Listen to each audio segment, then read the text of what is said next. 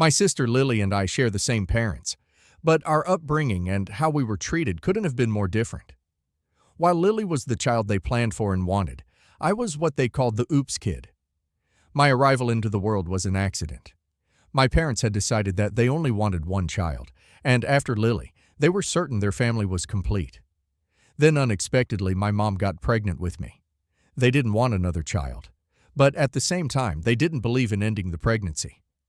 They were also worried about how their families and community might judge them if word got out that they didn't want to keep their baby. So, in the end, they chose to have me not out of love or a desire to expand their family, but because they felt pressured by their beliefs and the opinions of others.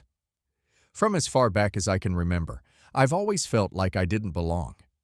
My sister Lily was the center of their world, while I existed like a shadow. They never missed an opportunity to remind me that my birth wasn't part of their plan. They would say outright that I wasn't welcomed or wanted in the family, and their actions reflected those words. They ignored me most of the time and rarely showed me any affection. The only thing they ever seemed to appreciate about me was the fact that I was a boy. My dad would often tell me that, at least as a son, I could prove useful someday. He made it clear that when I grew up, my role in their lives would be to take on their financial burdens or help out my sister in some way. Both my mom and dad drilled this idea into my head over and over.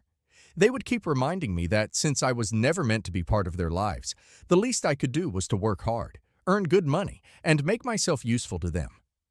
They saw me not as a child to nurture, but as someone who should repay the inconvenience of my existence by being their backup plan and provider one day. That's how my life went for the first 18 years.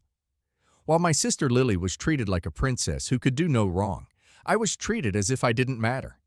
She was the golden child, the one who got everything she wanted, while I was the forgotten one.